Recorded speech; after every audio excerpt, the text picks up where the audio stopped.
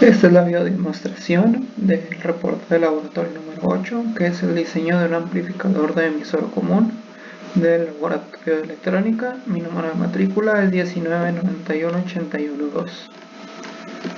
Aquí tenemos el nombre de la práctica, es diseño de un amplificador emisor común, y nos piden implementar un circuito de amplificador emisor común.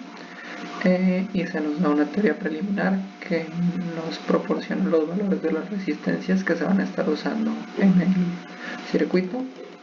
Aquí, haciendo algo de zoom, podemos ver que se encuentra compuesto de una fuente de corriente directa de 12 volts, un generador de funciones a una frecuencia de 5000 hercios, con un valor de voltaje de pico de 100 para que tenga un valor de pico a pico de 200. Tenemos las resistencias que están conectados al emisor, a la base y al colector, así como también tenemos conectado una resistencia de carga de 10.000 kiloohmios y un osciloscopio que va a estar registrando la señal de salida en el canal 2 y la señal de entrada en el canal 1.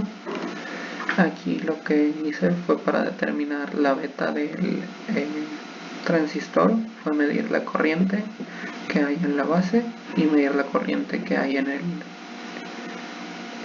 colector.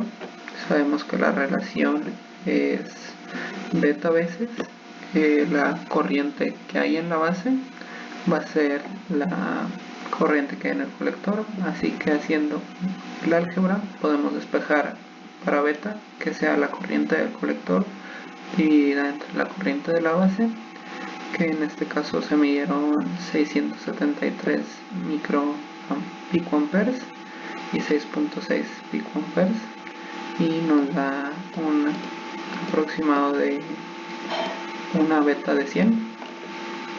Para el segundo paso medimos el voltaje que pasa por las diversas resistencias utilizando corriente directa.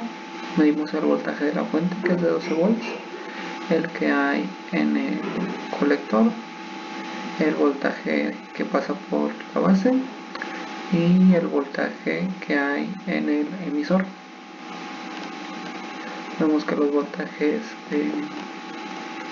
medidos son para la fuente de 12 volts, la fuente de corriente continua, el voltaje del colector, que es de 7.152, en la base, que es 1.758, y en el emisor de 1.103 volts.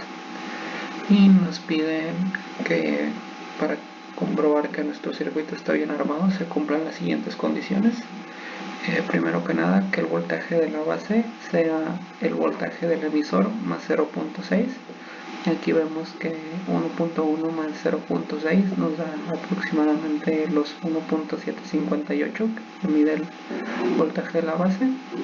Tenemos que el voltaje del colector sea mayor al voltaje de la base, esto también se cumple. Que el voltaje del colector sea mayor al del emisor, también esto se cumple. Y que el voltaje del colector sea menor que la fuente de corriente continua que insertamos. El siguiente parte es hacer las mediciones de corriente alterna de nuestro circuito. Aquí se ajustan las escalas del osciloscopio y nos pide insertar una señal en nuestro generador de funciones que tenga una frecuencia de 5 kHz y un voltaje de 200 mV pico a pico, y vamos a estar observando las señales de entrada en el canal 1 y de la salida en el canal 2 simultáneamente del osciloscopio. Aquí podemos observar la lectura que se hizo de los voltajes, del voltaje de entrada y del voltaje de salida. Vemos que tienen un desfase, esto mismo nos lo dice la teoría, que tienen el desfase de 180 grados y que tienen una señal sinusoidal. Vemos que el voltaje de salida es de 2.63 volts y el voltaje de entrada es de 196 milivolts. En color azul podemos ver el voltaje de salida y en color amarillo el voltaje de entrada. Aquí se movió la escala para que el voltaje de entrada se pudiera apreciar mejor y el de salida se apreciara de esta forma. Lo siguiente es calcular la ganancia de voltaje con la relación voltaje de salida dividido entre voltaje de entrada. Esto volveremos más adelante. Y el siguiente punto es medir el valor de la resistencia que hay a la entrada del amplificador. Esto se hace conectando una corriente de 10.000 ohmios entre los puntos A y B, que era entre el capacitor de 47 microfaradios y el generador de funciones. Aquí la alcanzamos a ver un poco. Y midiendo el voltaje que hay antes de la resistencia y después. Aquí tenemos este multímetro que midió 70.70 milivolts y este otro que midió 41.01 milivolts. Y aquí vemos los valores que medimos y también nos dice que se puede determinar el valor de la resistencia de entrada mediante la relación el voltaje en el nodo B es igual al voltaje en el nodo A por la resistencia de entrada dividido entre la resistencia de 10.000 ohmios más RI. Aquí haciendo el álgebra se obtiene RI, a esto igual volveremos más adelante. Y la siguiente parte es medir la resistencia de salida del amplificador.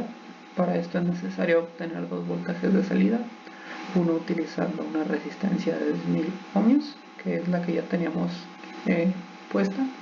Aquí podemos ver que el voltaje medido es de 950 milivolts y utilizando una segunda resistencia de 10.000 ohmios en paralelo para que el total de la resistencia sea de 5 kilos y vemos que el voltaje de salida es de 635 milivolts y nos dice que la resistencia de salida se puede determinar por la relación voltaje de salida sobre voltaje de salida prima es igual a resistencia de carga sobre resistencia de carga prima multiplicando a resistencia de salida más resistencia de carga prima dividido por resistencia de salida más resistencia de carga.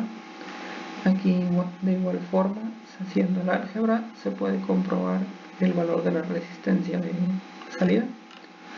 Y bueno, aquí nos pide hacer el análisis de las leyes de Kirchhoff utilizando la teoría preliminar. Aquí algo importante es que la resistencia que hay en el emisor es de 1530 ohmios, ya que estos están en serie. También calculamos R y B. Esto es utilizando la corriente ICQ dividida entre esta constante.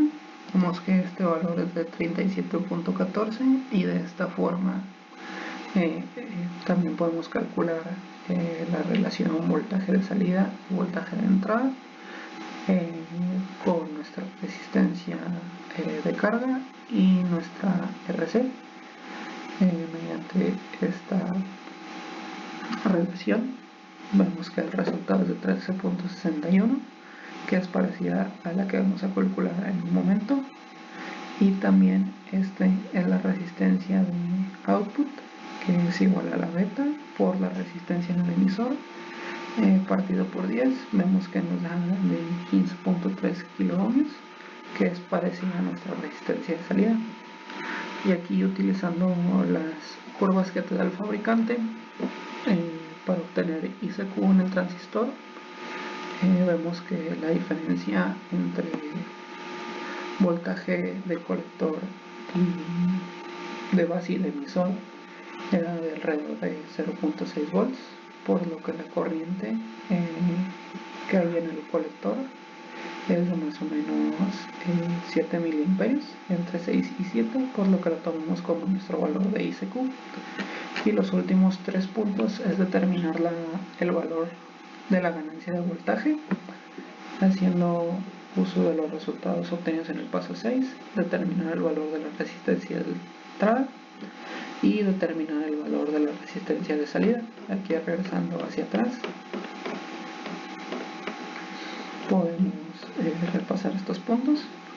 Aquí está la ganancia de voltaje tenemos que nuestro voltaje de salida fue de 2630 milivoltios y nuestro voltaje de entrada de 196. Esto nos da un valor de 13.41, que si lo comparamos con nuestro otro cálculo de 13.61 es muy parecido.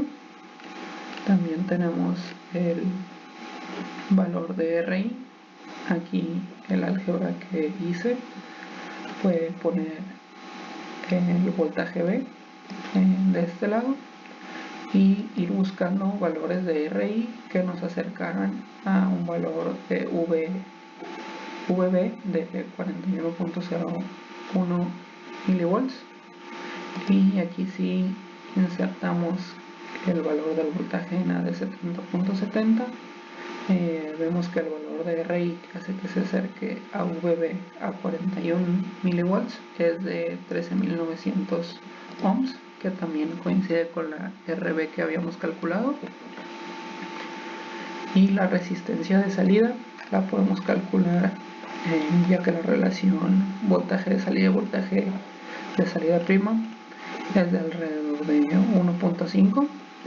La resistencia de carga y la resistencia de carga prima, esta relación es de 2, por lo que al pasar a multiplicar acá nos da un valor de 3, y aquí lo que hace que la relación resistencia de salida más resistencia de carga prima entre resistencia de salida más resistencia de carga sea 3, va a ser que este valor sea 10. Esto nos va a dar 10 más 5 y 10 más 10. Aquí el valor va a ser de 0.75. Estos son 1.5 entre 2 de aquí. 0.75 es igual a 0.75. La resistencia de salida es de aproximadamente 10.000 kiloohmios.